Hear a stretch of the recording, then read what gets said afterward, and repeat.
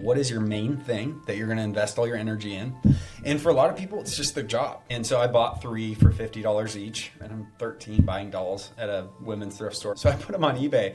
Each one of them sold for $800 or $900 to England. And so I took a $15,000 truck and raised 150 grand with it, and somebody got the truck and they loved it. You have to get them to care. Like, people aren't starting, oh, I wonder what your insurance company's doing today or my nonprofit's doing today. You need to get their attention. Social media is like a very different animal right now, where you can grow really quick organically, but it's making marketing very lazy. Just do a really good job at your job and increase your income, and be a guy that can get paid a lot of money. Be a gal that can get paid a lot of money. You just got to start compounding wisdom, because it will change you. Go on YouTube, look at all the business ideas, figure out something you're passionate about that can actually make money. If you can't even be good in a business, you're not going to be good at your own business. Cash flow used to work. It doesn't really work anymore. But by the time it gets to influencers, you're way too late. Landon, thanks for coming on the show. We really appreciate you coming out. I've been pretty excited to talk with you. Just, we've been friends for a long time, so it's good to get you on the show and ask you about the different things you've been doing business-wise. Yeah, thanks for having me. It's going to be a good time. You've been there since very early on in my business career. You told me one of your favorite memories about me the other day. One of the first times we hung out and we met a sketchy guy in a parking lot. Yeah, absolutely. So just to give you a little background on Landon, he's one of the top realtors here in Arizona. He's done transactions with $8 million homes. Right now he's the CEO of a nonprofit. They've grown about 700% in the last 2 years. But honestly, going back to that story, so the first time that I ever met you, I came over to your house. We're about 14 years old, and he says, hey, we got to go meet somebody in the parking lot. And I was like, we got to meet somebody in the parking lot? And you say, yeah, there's a guy, he's coming to, I got to give him these car parts. And being 14, I just didn't really realize what you're talking about. So this guy comes out to us, and I can only imagine the look on his face when he sees 2 14-year-olds selling Mustang parts to him that he got off of Craigslist. But honestly, that just talks to how you've been an entrepreneur pretty much your whole entire life. Do you kind of want to go into, your first few entrepreneurship memories? Yeah. I mean, I know that you've done everything from flipping cars to doing garage sales, but what are some of those early memories that you remember?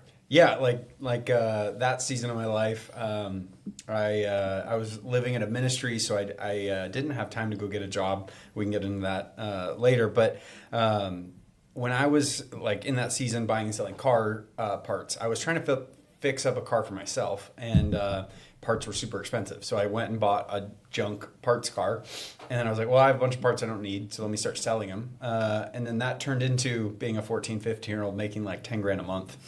Like, I was just like this homeschool kid. I mean, honestly, I always remember growing up, we would go to taco trucks, and as a 14-year-old who loved playing baseball and not selling car parts, I had no money. So I always remember we'd go to those taco trucks, and it'd be like, I'd always wait till you're there, because I'm like, I know for sure I'm not paying. Oh my gosh, I got my wallet. Yeah. Oh, Yeah. Thanks, Landon. Yeah, seriously. Yeah. Definitely T-Rex arms it, though. For sure. So, yeah, like making that kind of money as a kid was, I look back on it now, meeting 14-year-olds, and I was like, I was a weird kid. Yeah. It's not a normal thing. Not a normal thing. For sure.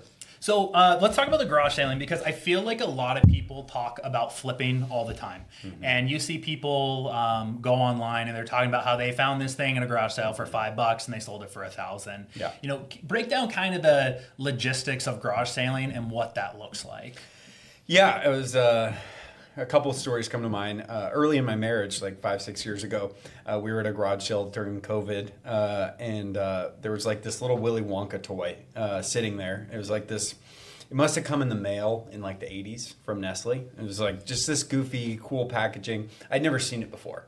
And so I just eBay searched it, and they were selling for like $600 or $700. And I was like, oh, okay. So I asked the person, I was like, what do you want for it? And they're like, I don't know, $20. I was like, would you do 10? And they're like, sure, $10. Sold it on eBay the next week, and my wife was like, you're nuts. Like, how did you know to do that? And I was like, well, you just look for things that are abnormal and then just search it every single time. Like, and not like a crazy person, but like look for unique things and see if they have value. And it's great, like something like eBay or the internet, you can look up most things and look under what's sold, not if people just have things listed, because like there's tons of things on eBay that just never sell. I bought cameras, a bunch of old vintage cameras one time, and I thought they were really valuable. did not sell. I got my money out of it, and that was it. But something like the Willy Wonka thing sold the next week, and I made a bunch of money. But it's just it's like pattern recognition. It's just looking for things that are abnormal. What has value that somebody doesn't realize would have value. Yeah, for sure. One of my best flips, and it's an embarrassing story, is I flipped dolls.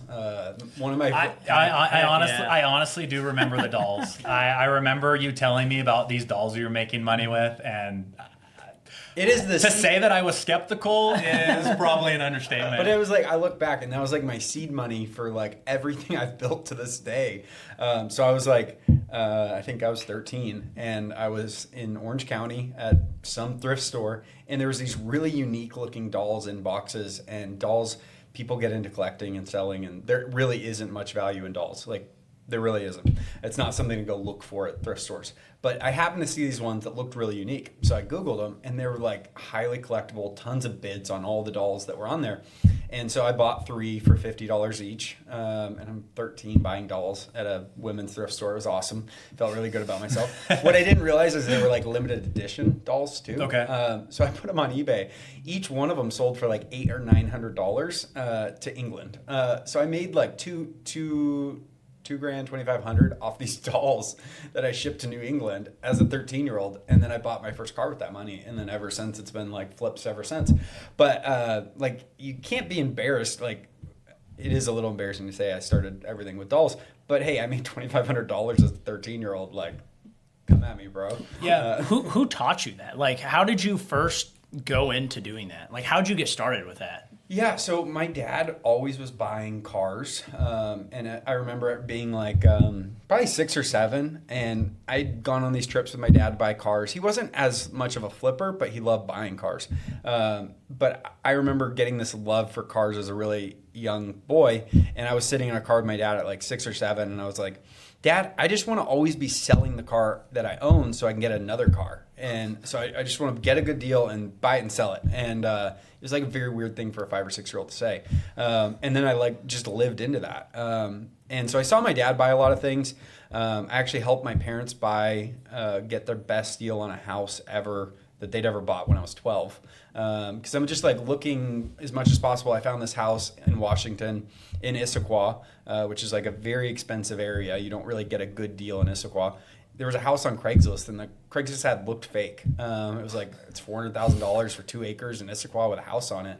So I sent it to my dad. My sister thought I was crazy, like this annoying 11-year-old kid that shouldn't be on Craigslist.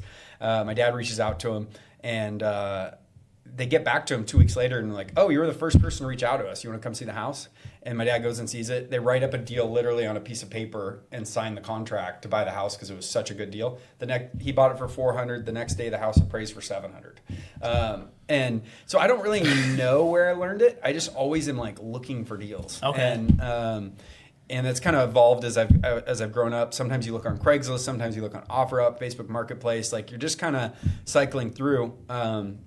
But there's always deals out there. You just kind of have to just keep chopping the wood and looking. But yeah, I think I saw it from my dad. He was always buying things. So I just really always enjoyed that. Yeah. And it was a lot of fun. So For sure. And so obviously, I feel like the hot thing on Instagram and social media right now is entrepreneurship. If you're talking to a 22-year-old, they just finished up with college, everything is super negative right now about the job market. Mm-hmm. What would you tell someone getting into entrepreneurship or looking to do something extra with their job, escape the 9 to 5, find freedom, find something like garage sailing, find something like flipping? Where would you tell them to start? What would be something that you would say to them to get them on that path? So one thing, like, I think everyone wants to be an entrepreneur, and it's a lot harder than you think it'll ever be. I think you should work really hard in your job, like have a 9 to 5 that you bust your ass in, and then on top of that, figure out what your side hustle is and see if you can actually make any money. Because like my car business, it's not really a business, it's a side hustle. I could never scale it because I have to find the car, I have to fix up the car, and I have to sell it. It's really hard to teach it. It's hard to predict that I can find all these cars, all that. So it's really never going to be a full-time thing. It's a fun thing for me. It's a hobby. I make a lot of money doing it. But I wouldn't say it'd be a job I'd go into and try to scale because it's not really a business. And guys will like flip tennis shoes or whatever. And it's like, those are not really businesses. They're side hustles. So you have to figure out, can I can I start a business? Getting into a side hustle is fun, but you need to do proof of concept. So my wife really wanted to do this when we first were married, because she saw me doing it with cars and all this stuff. And I was like, what's something you enjoy? Because what I have an issue with is all these guys want to copy me, and they'll do cars or something like that. And they're terrible at it. And I'm like, you don't enjoy cars. You just want to do what I'm doing. And I enjoy cars. So like, this is a bad plan for you. You need to figure out what you enjoy and then do that. So my wife loves furniture. So during COVID, there was like not much to do. So we were going to garage sales, and we ended up she wanted to do furniture. And she literally started buying mid-century furniture and turned $5 into like 15 grand over the next year buying and selling furniture. Because buying something locally, like at a garage sale, you buy it, and then even if you paid a decent amount for it, you can market it better and sell it better. If you put it on a certain furniture website or OfferUp or Facebook, it's going to find a better buyer that would pay more for it. So she started doing that. She bought she was at an estate sale, and there was like a smoking table that looked mid-century. She asked about it. She got it for like $25. Brings it home, cleans it up. Turns out it's this like super rare Danish mid-century table with the chairs, and it's worth like $1,800. So she sells that.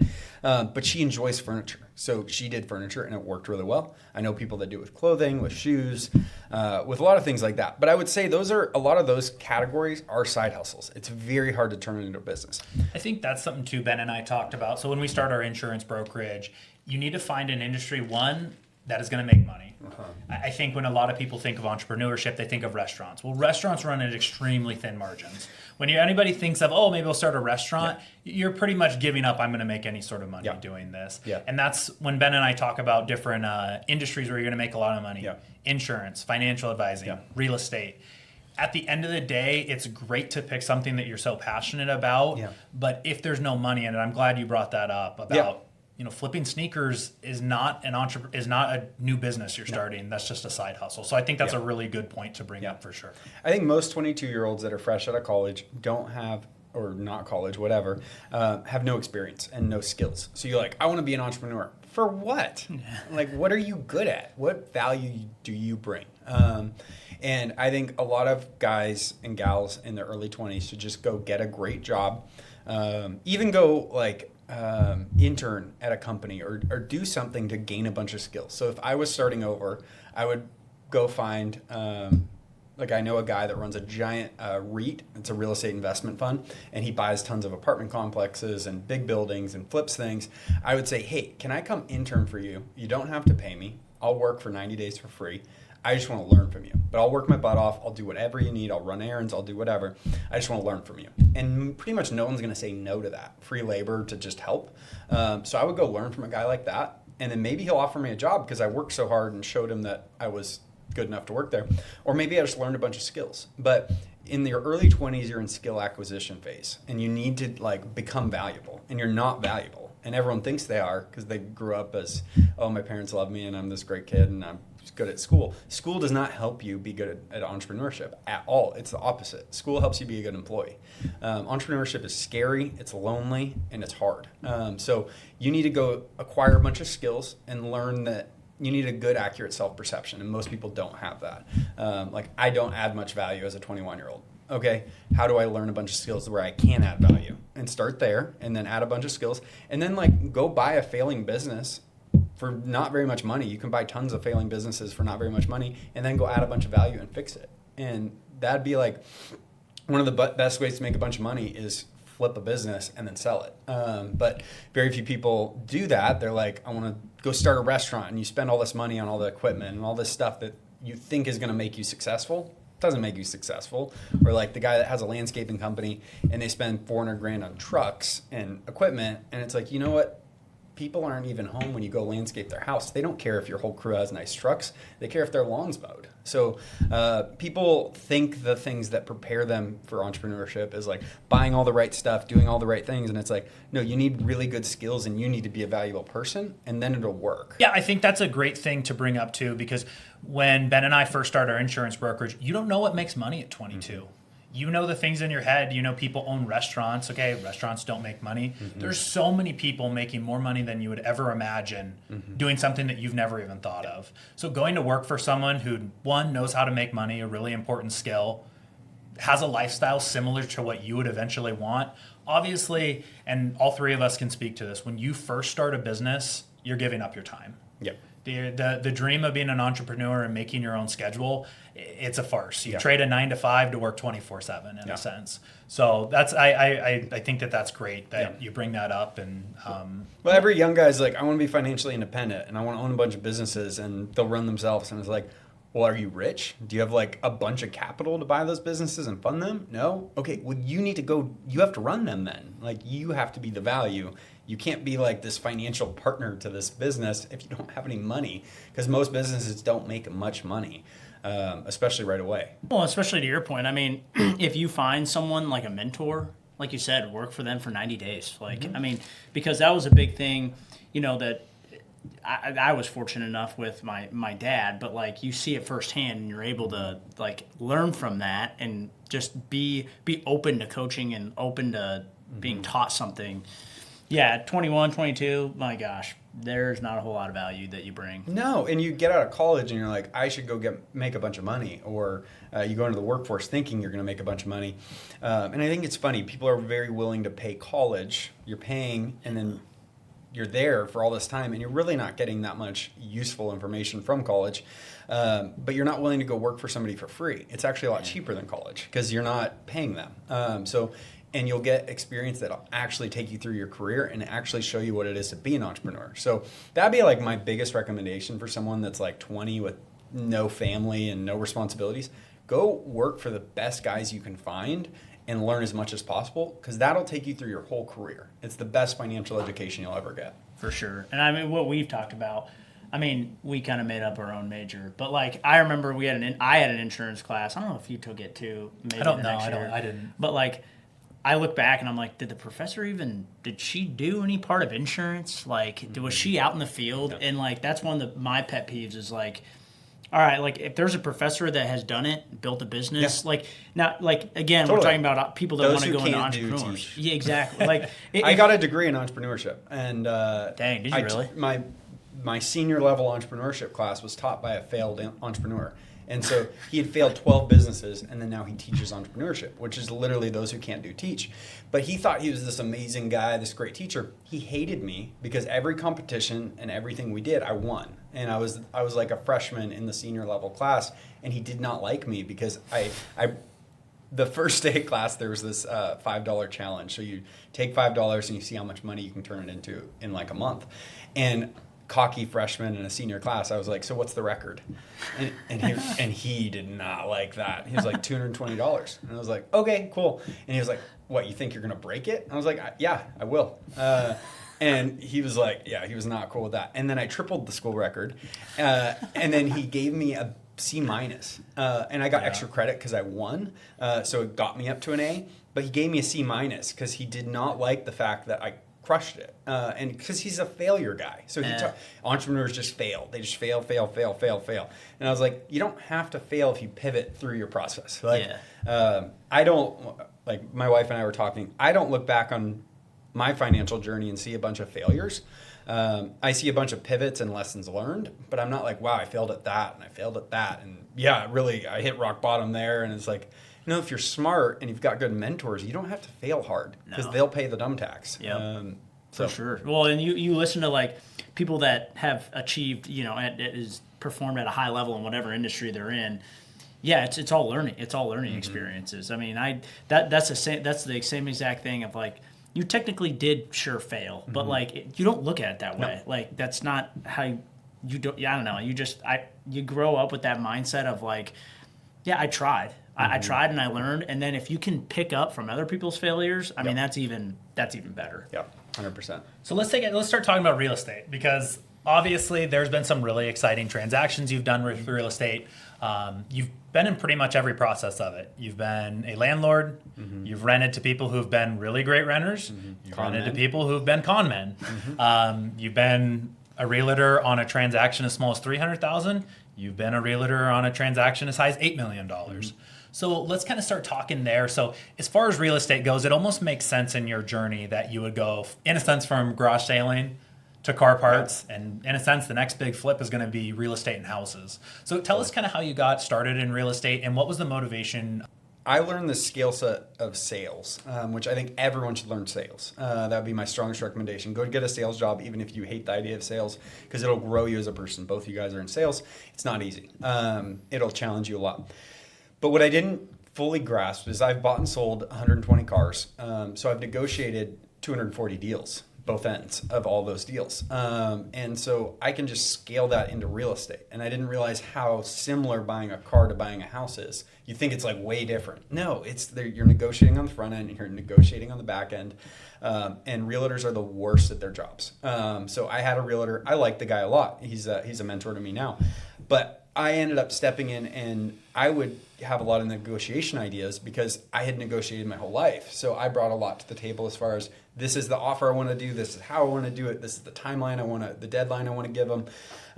So I had bought my first couple houses through a realtor, and then I was like, I should just get my license. I really enjoy this, even just for myself.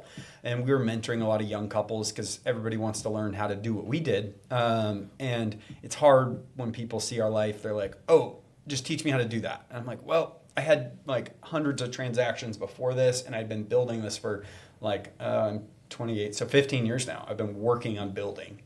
You're starting, so it's your first year. So don't compare our journeys at all. And that's always challenging for young guys because they can be 23 and I'm 28, and it's like, well, we're close in age. And it's like, but I started 10 years before you're starting, just to be clear. And that's not to belittle anyone. I want to see people win, but I'd be mentoring people, and I was like, okay, let me help more. So I got my real estate license. Which was not easy. It's like 90 hours of classes, and then like 4 state tests. And realtors, it's like a 90% fail rate at every test. And my wife jokes with me because I don't come off as like the smartest person. I mean, I can attest to that. For sure. I passed every single one of those tests without having to retake. Every realtor has to retake pretty much one of those. And I'm good at, I can get through school. Like it's no problem. They teach you the stupidest things like water rights and all this stuff that you'll never use. And certain words you're not allowed to say, and it's a good time. But I got through it, which was good. And then first year kind of was slow, and I just was like, I just want to help people. I'll do my deals and I'll help people. And then second year really took off because I got a reputation as far as if you look at the properties we own, I'm an investor. Like people want to invest like we invest. So a bunch of people, we had instant credibility of like, okay, let me help you do it. It's a crazy stat. It's like 70% of realtors don't own a house. So if your realtor doesn't own a house, do not buy a house from them, just to be clear, because they're selling something they don't believe in. And so we bought a bunch of houses. We've made money on a bunch of houses. We rent houses. So I've negotiated very large deals for myself, so I can negotiate a large deal for you. But if they're not willing to have skin in the game, like buying a car from a guy that rides a bike, like, come on. Not cool. And a lot of realtors just have they have sales on their breath where it's like they need to pay their mortgage. So they're going to convince you to buy something that's not good for them. Yeah. And you helped me buy my first home. You helped my wife and I buy our first home. And that's exactly what I would say is I never felt like sales was coming off your breath. You can tell it in insurance. You can tell it in financial advising. You can tell it in real estate. When someone is that close to a nice commission that they need bad, it comes off as desperation. So my motivation is help people, and if I get paid, great. And a lot of times I've cut commissions, I've helped pay closing costs for young couples, like whatever I can do to make the deal happen. Almost every deal I've been through, there's a point where it almost falls apart. And it's like a hostage negotiation to keep it all together because there's so many personalities and emotions everywhere. And usually the most emotionally thin person is the other realtor. They're so bad. They should just be baristas, most of them. And a lot of them are, and they're realtors. So they just know a friend, so they listed their house for them. And that is like, do not just list your house or buy a house from somebody that's a friend. Don't do it. It's one of your biggest financial assets in your life. You need somebody that's good at what they do. How would you say that purchasing a home affects someone's life? Well, it's a lot of people don't make a lot of great financial decisions in their life. So buying a house is like the easy go-to retirement plan. Like if you're going to do one thing, buy a house, because over the next 30 years, it's going to go up in value a lot. We bought our first house in 2019. I didn't know a lot about buying houses or anything like that. My dad didn't teach me a lot about real estate. He taught me a lot about cars. But we bought our first house, and 2 years later, so we bought it for $387. 2 years later, we sold it for $600,000, and I'm like 24 at this point, and I was like, I just made $200,000, and it's tax free because if you hold a house for 2 years in your name and you live there, the IRS doesn't take any money up to $500,000 if you're married. That was amazing. That's way more money than I can make in a job. Wow, this is cool. I'm leveraging, and I was going to make that mortgage payment no matter what, whether it was rent or mortgage. So let me just own that house. And it gave me like this confidence as a man in that season. But I think for somebody that's buying the first house, it's such a good first step into a legacy plan for your life and a financial plan for your life. Because there's people like in my neighborhood, they're like 80. They never made any good financial decisions other than owning a home. They bought this house for like $30,000 back in the 70s or 80s, and now it's worth like 1.4 million. So they can sell it. They could go to a retirement home. They could do whatever. It's like a foolproof retirement plan. And inflation, people are like scared of debt, blah, blah, blah. Inflation is wonderful if you have a bunch of debt because inflation kills your debt. Because the less the dollar's worth, the less your debt is worth. So like I got debt 3 or 4 years ago before COVID, and now that's worth a lot less. It's easier for me to pay it off because inflation was super high. So in inflationary times, the best thing you can do is be leveraged in real estate because it'll eat your debt over time.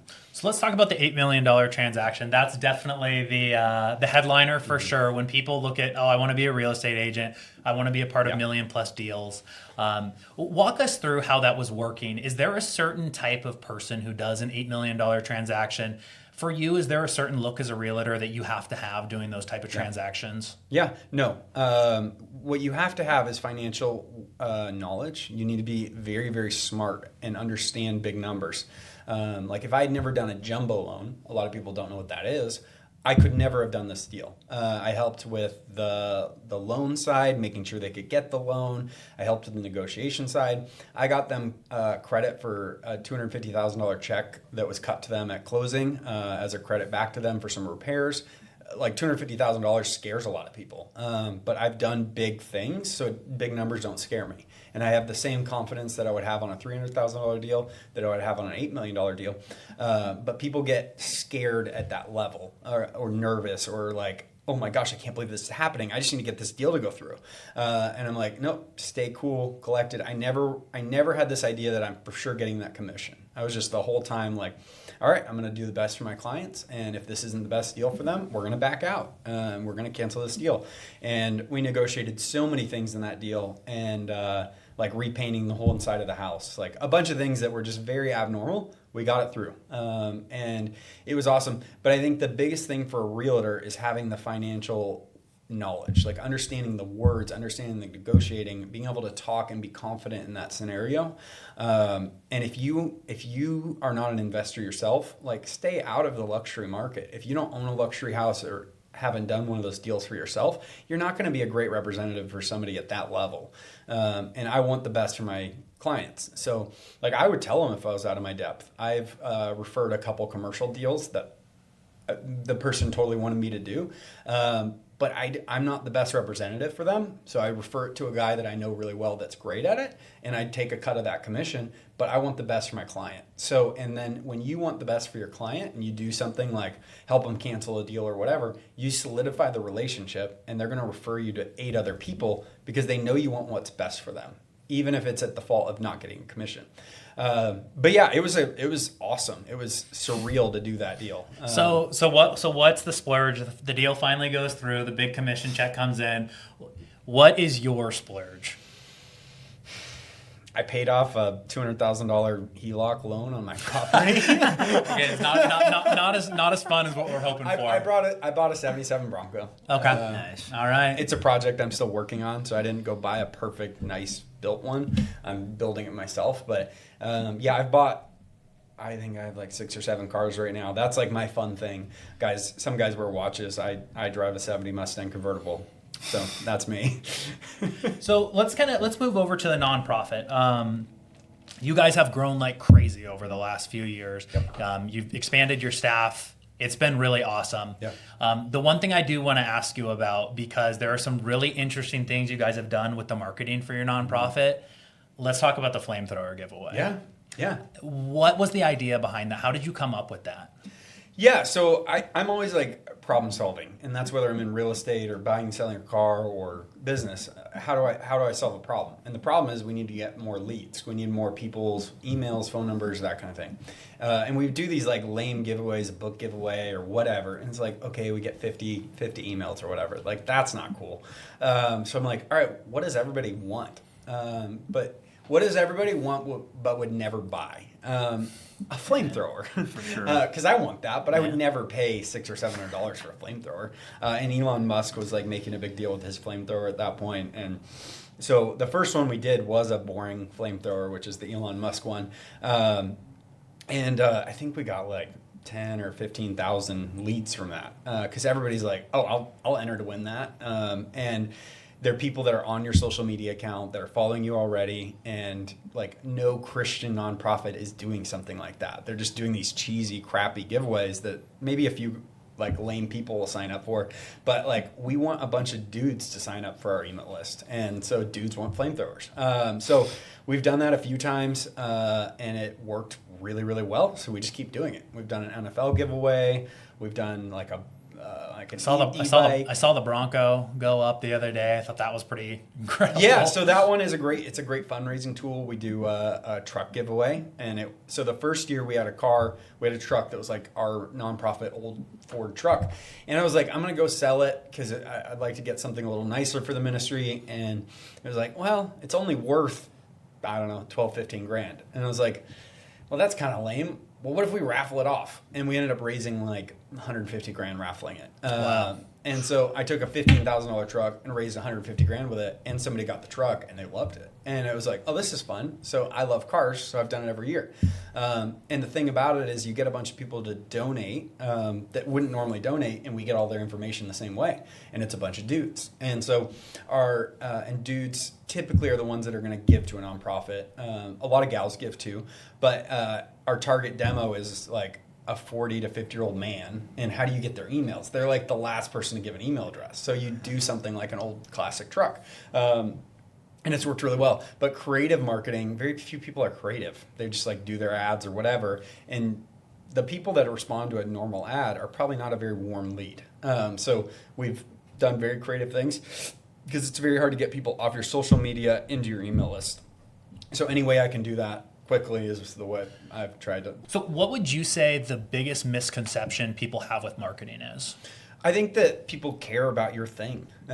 You have to get them to care. Like people aren't starting like, oh, I wonder what your insurance company's doing today or my nonprofit's doing today. Like you need to get their attention. And it's very hard to get people's attention because everyone's trying to get their attention. So they're like tone deaf to it now. So you have to do something to break through. And like in reels and clips and stuff, it's the hook. So what's the hook in your advertising? And it's doing something that nobody else would do, like a flamethrower or a truck giveaway or something like that. And be differentiated, be funny, be clever. But very few marketing agencies are clever right now. They're just kind of all doing the same thing. Because social media is like a very different animal right now where you can grow really quick organically, all these things. But it's making marketing very lazy. So it's how do you be creative in the midst of the opportunity? Yeah, especially too with social media right now. I mean, you go on your own Instagram and all the accounts you follow aren't there. Mm-hmm. It's interest media right now. Yep. What is the algorithm going to show me today? You're not really seeing the people you follow anymore. So if you think people are going to care about our insurance product without having some great content behind it, it's going to be really difficult. Yep. So the next thing I want to talk to you about, because I think this is a challenge for a lot of young people, especially people like yourself who are very successful and moving into leadership positions. How is it managing people older than you? What have been some struggles that you've had with that? Yeah, I think you have to gain their respect, and you need to be a respectable person. Like you can't just be like, I'm an authority, so you should follow me. You have to live a life that's worth following. And I think Ashley and I, that's my wife, have been in a process of that where we've built investments. We've a lot of different things. I think if you're personally not respectable, if you're overweight, your finances are a mess, you just zone out and watch Netflix all the time, like nobody's going to follow you. But if you're building a real estate empire, you're investing, you're working out, you're a healthy person, you have a great marriage, you've got a kid, like whatever. If people admire that, they can follow you. I've had guys, a couple guys up to like 40 years old that work for me, and they love it as long as they can learn something from me. And because I'm creative and we're trying to break through and be outside the box, it has not been hard. But if you're like I'm a son-in-law of the founder of the company, so there's a stereotype there where it's like you just got the job because you're the son-in-law. Well, that's not true, because we've like the social media accounts we managed, the whole following was probably 300,000 when I took over 3 years ago, and now it's 7 million. And that's like pretty unheard of in 2-3 years. So people don't have a hard time following me because I'm not just like sitting back in my chair like, everybody serve me today, let's see what happens. No, I'm chopping the wood, I'm setting the pace, and I'm keeping things going. But you have to be a respectable person, and that's professionally and personally. And very few people get the personal side. They're like, I'll show up at work, do a good job there, but then my family's a mess, my finances are a mess, and I haven't made a plan for my life. So if you make a good plan for your life and you're executing on that year after year, people can follow that, because very few people are intentional about their lives. So someone who's 25 years old, let's say they've just started their business, they're about 2 years in, they're finally past the point of just spending money and they're starting to see some cash flow coming in. How would you advise that person what they should do? Should they fully invest in their business? Should they grow it more? Should they start putting money into stocks and real estate? What's kind of your take for someone in that stage? The first thing you shouldn't do is buy a nice car or buy a nice watch or any of those kind of things. Do not increase your lifestyle. Do not make yourself look rich. Any of those things, they're shortcuts to feel appreciated by society, but they will devastate your future. So I would say the biggest thing is invest in the things you understand, or find somebody that understands it and give your money to them to invest. So you can invest in stocks, you can invest in real estate, just invest in something. Crypto, any of those things, like it's fine if you can understand it. And if you don't understand it, one of the best things I did, because my dad did not teach me about real estate or investing. He taught me a lot about business and cars. But I wanted to learn about stocks and all that kind of stuff. So you have a bunch of time on your hands when you're young, especially before you have kids. So I would go to Goodwill and I would buy every finance book that was there. You spend like $15-20, you buy all the finance gurus, whatever books are there, and you read them all. And you can skim some of them, and if they're good, start reading them all the way through. So probably in the first year or two of our marriage, I probably read 150 to 200 finance books on every angle of investing in stocks, in real estate, on leverage, on loans. I tried to get as much knowledge as I could, because before you have money, that's the only thing you can do. And then you start investing in whatever feels like something you could be passionate about, whether that's real estate, multifamily, being a landlord, stocks, crypto, whatever those things are. You never want to invest so much that you could lose everything. You need to hedge a little bit, where like your family, yourself, you're going to be okay. You're not going to lose the house you're in. A lot of people get over leveraged. Don't start with leverage. Start with just smart investments that are safe-ish. Start with small amount of money and make sure you can get proof of concept. You can make a lot of money.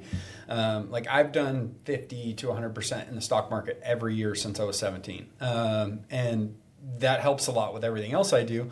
But I lost a lot of money at the beginning. And that was me figuring out, am I an options trader? Am I a day trader? Am I a penny stock trader? Am I a crypto bro? You got to figure out what you enjoy and what you like.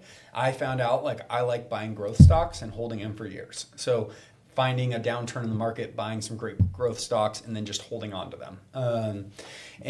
We've talked about that a lot. There's always opportunities in that kind of thing. But just start small and then stay consistent in whatever that is. And that's what Ben and I talk about all the time is the first thing you don't want to be at a young age is over-diversified. Mm-hmm. You don't have enough money to be diversified. If you don't have a business that's starting to make money and giving you that cash flow to try other things, don't be worried about getting into crypto. Don't be worried about getting into stocks and real estate. Yeah. You don't have enough money to do it. All these people that you see that got really rich, that have these amazing businesses, generally did about 80% from that one business. Or they had a huge jumping off point to maybe they sold a business for a lot of money and now they can diversify into those things.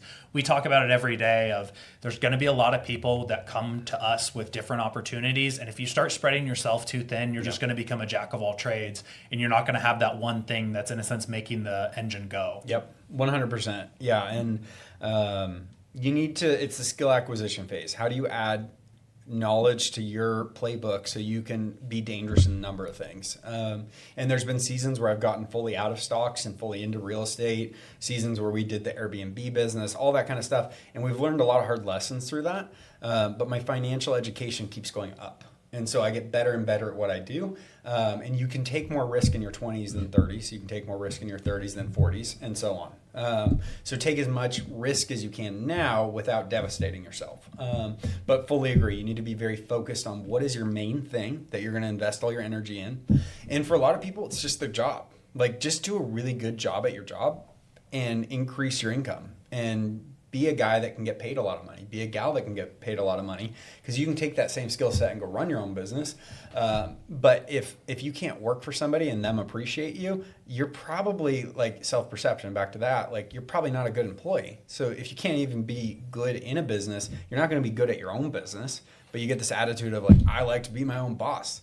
Really? You're just like being lazy and laying around your house. Yeah, and I think entrepreneurship's over-romanticized so much. I think that, again, you go into it. I mean, when Ben and I started our insurance brokerage, your income is zero. And if you don't... Most people aren't willing to do that. Yeah, and if you don't work, your income will stay zero. And a lot of people don't realize that at your 9-to-5 job, if you don't have a good day, the check's still going to clear. You're still going to get paid for the week. If you don't have a good day and you have a lazy day in your own business, you're getting paid zero. Yep. But man, when you put in the work and that check does hit.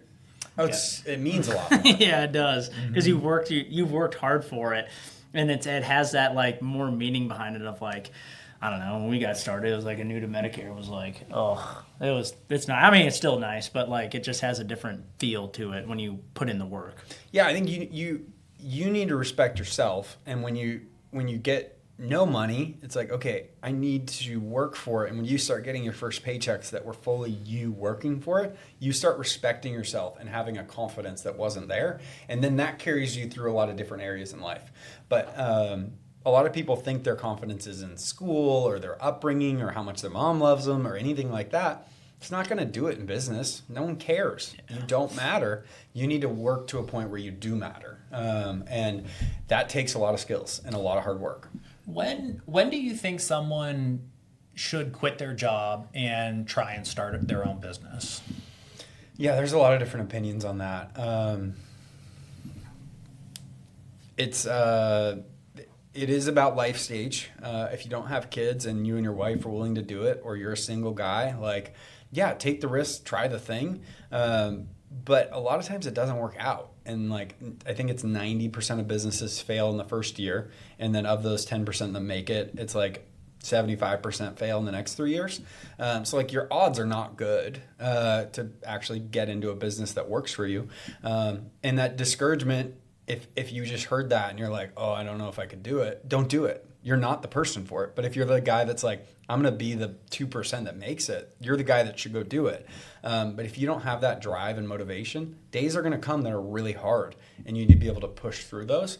I'm a big believer in, like, have your job and then start, like, building a plan, getting wise counsel, like putting together something that's like, okay, this could work. I think too many people treat it as an all or nothing thing, to where they have a bad day at their job and they're like, I'm going to quit this tomorrow. I'm going to start up whatever business, where it doesn't have to be that. It can be a slow transition into it, to where you can still be working your job full time. And the most important thing is you're still doing a good job there. Yep. How you do anything, or how you do one thing is how you do everything. So, and then eventually move in, like you said, gain that knowledge, get a mentor. You have weekends. A lot of people don't like to hear that, but you do have weekends that you can focus on that thing and start getting it going. And give your mentor permission to tell you you're an idiot and that's a bad idea, because we just want people that agree with us. Like, that's the default of every man and woman, is like, oh yeah, it's a good idea, right? It's like, why would you have a good idea in your 20s? Like you were a kid and then you went to college, which is stupid. And then like, why are you God's gift to the earth? Like, have some people in your life that poke holes in your dreams and make sure they make it through that process. If your dream makes it through, then it's like, okay, this could actually work. But that's helped me tremendously in life, is going to people smarter than me and asking if that's a good idea or a bad idea. And they'll either push the gas or hit the brake for me, and I will listen to that. That was our first real like major investment, was a property in Scottsdale. It was a property we should have never bought at our age, way bigger than we should have ever bought. And I walked it with a number of people, and they're like, "You're crazy, you shouldn't do this." And then the financial guy that I talked about that runs the REIT, the big real estate investment firm, was like, "Landon, buy this house. You don't understand what a 2.75% interest rate means. It's free money." We bought at the lowest interest rate, and then ever since then they've gone up. And we could not afford that house other than the fact that it was a 2.75 interest rate. He was like, "This interest rate, you're basically paying the mortgage payment of a house half this price." And so we took this giant risk because he put wind in my sails and hit the gas. And I was like, all right. And it's going to be the best financial decision we ever make in our whole life, because we took a lot of risk early on. But I had a mentor tell me it was a good idea. And it was a mentor that has proven that he is good at this investment strategy. And he was like, "Do this." And I think a lot of people are, how do I find a mentor? Who would actually want to mentor me? This is going to be a little different thought process. Most people love being mentors because Makes them feel good about themselves. It makes you feel really great about yourself. Oh, someone thinks I'm good at this. Someone wants me to talk into their lives. If you're looking for a mentor, there are so many people who want to do that. Yeah. Again, they're not going to, if you're not working on their business, push it, they're not, you're going to have to go reach out to them. You got to pursue them and make it easy. And I try with anyone that mentors me, if I can help them or bless them in something, even if it's small, like how do I add value to their life? Even if it's not in a huge way. But my wife struggles a little bit with asking for a mentor. And I was like, Ashley, when somebody asks you if you'd mentor them, how do you feel? Oh, I feel valued and good. Okay, when you ask somebody to mentor you, that's how they feel. And then that made it a lot easier for her. But you need to show up on time, ask for homework, do the homework, and then make progress in your life, then meet with them again. It's not just like a coffee date where you feel good about yourself. Ask for assignments and things to do, go do it, then meet with them again. And if you're not a good mentee, you'll never get a good mentor.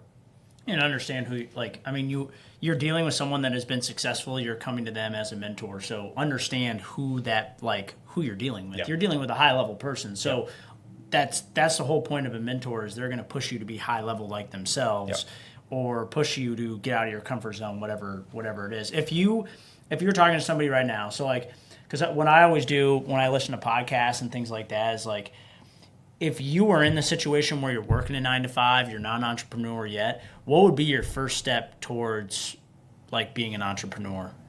If you could, if I wasn't one, yeah. If you weren't so if you were in the 9-to-5 right now, you have something that you have that idea, but what would be your next step? I think I would try to make a plan and make sure it's a business. Because a side hustle, if you just want to make a little bit of extra cash, it's fine. But if you're just trying to do a side hustle, I would encourage you to go to your boss and be like, what can I do to add more value in this company so I get paid more? I want to add the value and then compensation follows. What can I do to get there?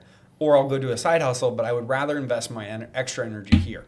But if you want to run a business, that's different. I want to create a scalable business. So you need to go on YouTube, look at all the business ideas, figure out something you're passionate about that can actually make money.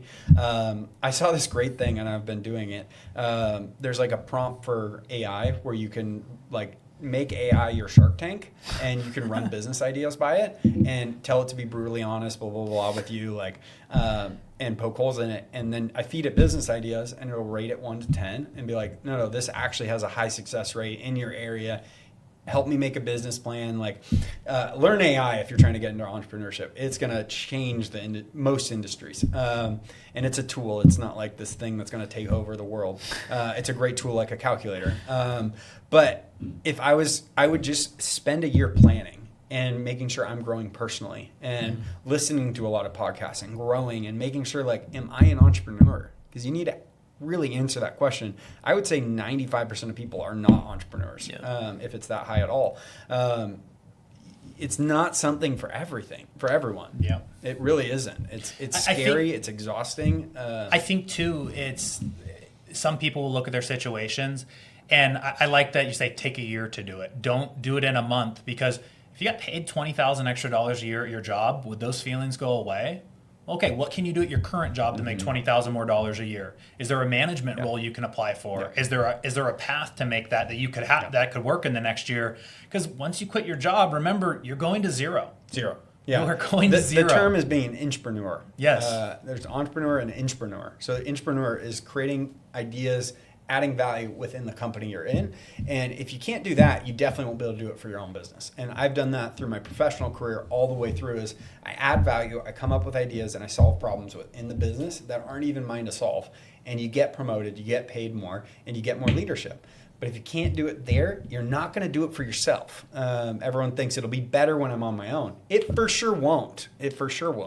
So I think a lot of guys need to work on just gaining a bunch of knowledge in their 20s and working really hard. And then like in your late 20s, go launch a business. And if you're really motivated, again, the sales job I think is really good. Like that's what you guys are doing, and you're running a business. But go work in sales for somebody else and learn that. And like I can take sales from cars to real estate to I could sell insurance. I could sell anything because I know how to sell. Yeah. We talk about car washes. Because you go to a car wash and someone's there trying to sell you, and it's like we went there like a week ago, and I'm like, the amount of no's that guy just took from one person. And again, it's not the failing part, because people, social media drama like builds that up, but it's like it's such a teaching moment, because that guy, the next car pulls up, another sales opportunity. Yep. Next car pulls up, sales opportunity, because it's all about how do you respond to a no. Like, I mean, and how can you get the sale? So For sure. And eventually you start learning with business, no matter what the product is, it's all relatively the same.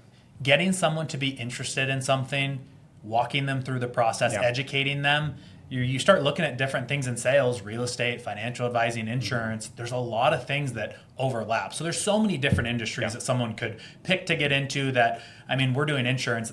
I thought I was going to be throwing baseballs for a living. This is an industry I never thought at all that I was going to make any sort of money in, and then to see how much money is in there as well. Yeah. Like understand, and like that's the biggest thing. So I hope this thing is on, but I'm sure Landon would say it's a long game. Like you started at like 13, 12 years old. Yep. Like, and we covered that. Like, how'd you get started?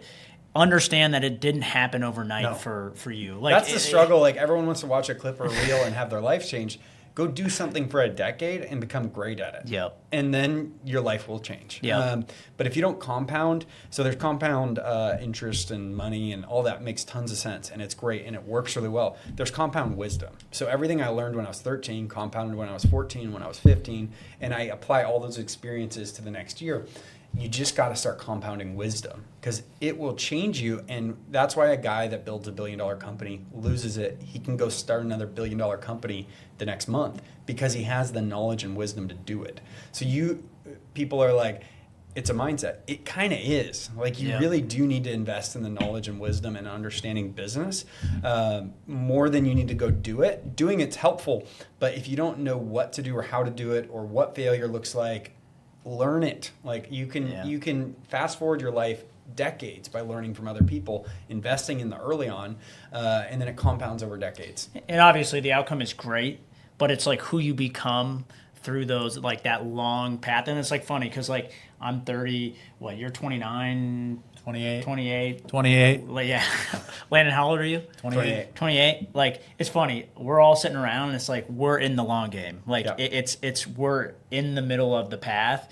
And that's so hard for people to understand. I feel like out of college, especially now, because like you said, the social media, it's like you watch one clip and it's like how I made like 15 grand in 1 month, like doing something. It's people like, can listen to this and be like, wow, his life is fun. Like, I would like that. Well, do you like the $90,000 bill I got yesterday that I have to pay a contractor? It was supposed to be 15 and now it's 90, and I'm going to figure it out. Yeah. And you on social media, you don't want that. Yeah. You Yep. couldn't possibly deal with it. Yeah. But because I've gone through so many hard things, I'll figure this one out. It'll be fine. For sure. But a $90,000 bill is still a $90,000 bill. All right, so we're gonna wrap it up here. I'm gonna hit you with just a few quick questions. We'll kind of go just rapid fire here. Dumbest thing you spent money on? I mean, I know there's a lot, and Ashley, if you're watching, I hope this is gonna be a good answer. She would have a better answer than me. Yeah, I guess you're probably gonna think everything you've spent money on is great, huh? I think it's excellent. I have a lot of fun cars, but they're investments too. I can sell them again. So I have a hard time buying anything that I can't resell. I'm kind of cheap in that way, where I'm like, yeah, I'll buy a $40,000 Mustang, but I'll sell it for $70,000. I'll never forget growing up and rolling around in station wagons. Oh, yeah. I mean, the station wagons with whatever that little fake wood is on the side. Yeah. Oh my goodness. It's a And vibe. so many of those. So what would you say is the most overrated advice in real estate right now? If that's overhyping being a landlord, getting all these rental properties, what would you say it is? It's like most things on the internet is overhyped. Reels, clips, any of the stuff you're going to hear is pretty overhyped. You need to go find somebody that's doing it. They're not on social media typically because they're busy doing it. And real estate is never going to be easy. Cash flow is a joke. Like, okay, $200 a month. Like, okay, awesome. That's not going to do anything for you. Like you're trying to play the equity game, not cash flow game.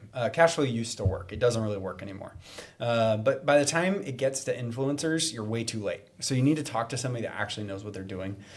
Find a realtor that actually is an investor for themselves and invest for other people, and ask them what should I do in this scenario.